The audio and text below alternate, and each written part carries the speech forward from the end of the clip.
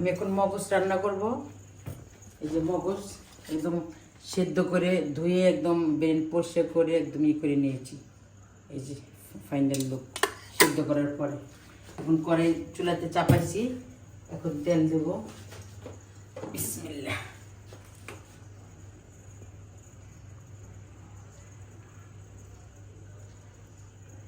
তেল আমি আবার এই তরকারিতেই দেবো না, কি বলে কাঁচা জিরা সোমবারে দেবো না, আমি সবটাতে দিই না, যেটা যায় ওটাই দিই আর কি।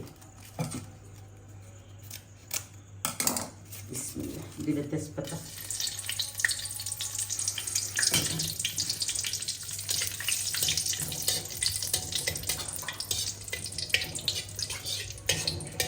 দুইটা তরকারি রান্না করবো তো এর লেগে পেঁয়াজে তোলা কাটছি।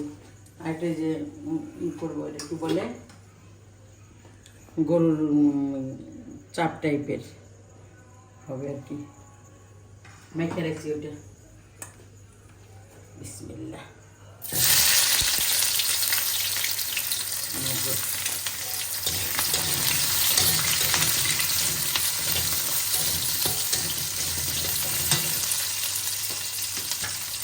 লবণ দিয়ে দেবো তার মতো, লবণ।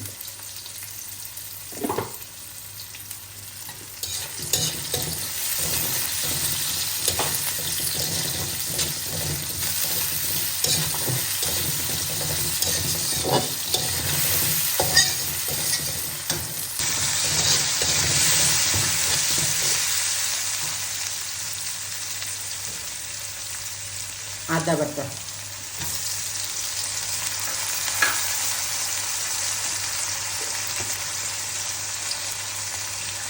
রসুন বাটা, আমার মশলা কত করতে হবে। আমি সব মশলা দিয়েছি, কষাচ্ছি এখন হয়ে গেছে কষানো। এখন মগজটা দেবো, এখন হয়ে গেছে। বিসমিল্লাহ। এই যে মগজ, বিসমিল্লাহ।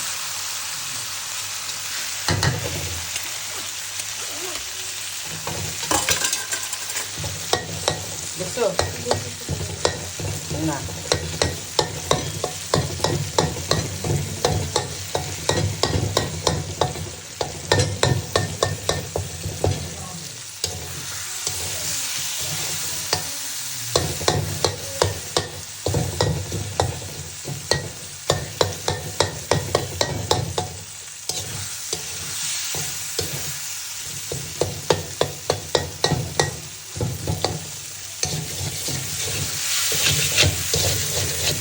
আমি এটা এইভাবে করে করি।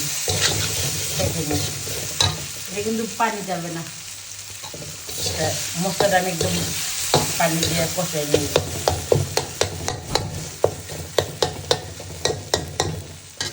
একটু চাট মশলা দেবো,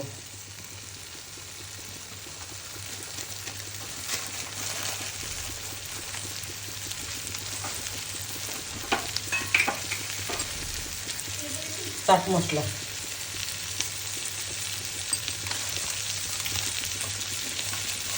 আমি যেহেতু মগজ তার জন্য দিয়েছি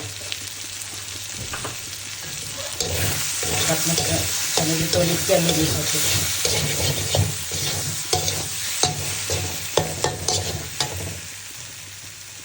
লেবু দেবো। বিসমিল্লাহ। চাট মশলা দিচ্ছি, করবো? ঠিক আছে।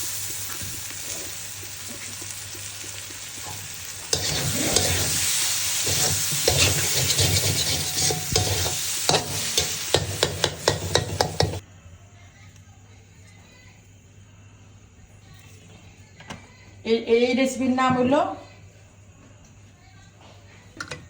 এই রেসিপির নাম হলো বিফ আয়শা কারি। কারণ আমার ব্রেনটা যেটা ঢোকে আমি ওইটা রান্না করি। এই যে তেল দিয়েছি, একটা তেজপাতা পেঁয়াজ দিচ্ছি এখন। পেঁয়াজ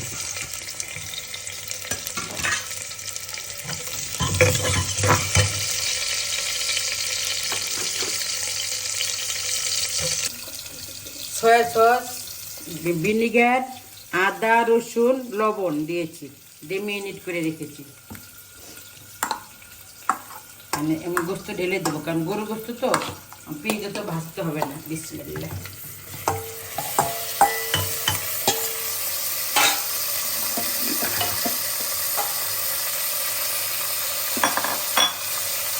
দিয়েছি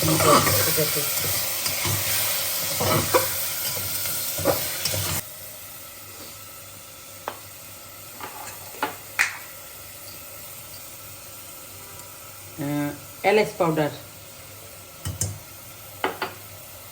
গোলমরিচ পাউডার,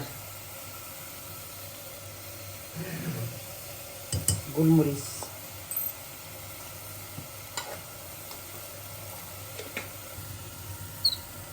দারচিনি পাউডার,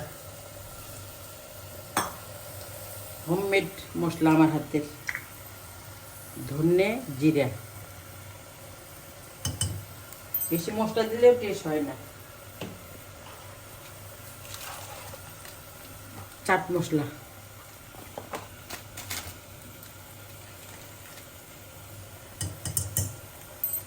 লবণ আমি আগে মেখে রাখছিলাম, দিয়েছি।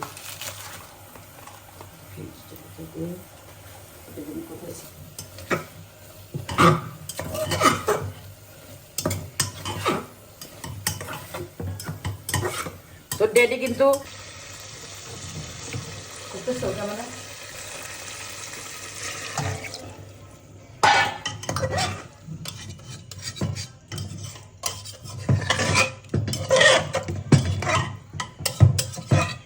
আমি কিন্তু এটাতে মরিচ দিই নাকি আজকে,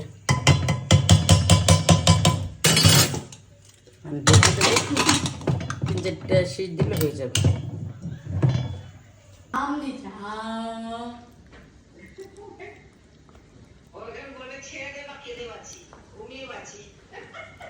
আমার মগজ হয়ে গিয়েছে।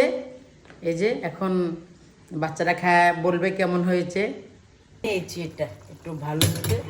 আর এই যে একটু কাঁচা লঙ্কা দেবো, গোটা গোটাই দেবো, কারণ যার জন্য এটা তৈরি করছি সে ডাল কম খায়।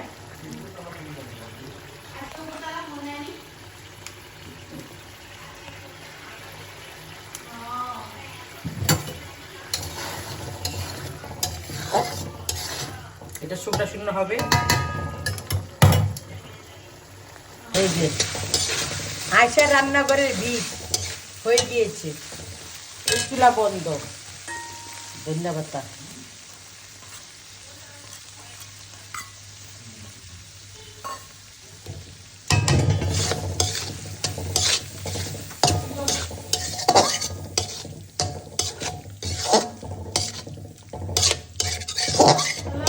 এখন ঢেলে নেব। তুমি তো খাও না, আমি খেয়েছি। কি আমার ভিপ রান্না করা হয়ে গেছে, আর আশা রান্নাঘরের ভিপ। এই ভালো লাগলে লাইক করবেন, কমেন্ট করবেন, সাবস্ক্রাইব করবেন, শেয়ার করবেন। টাটা। কেমন হয়েছে তোমার খাবার? Very good.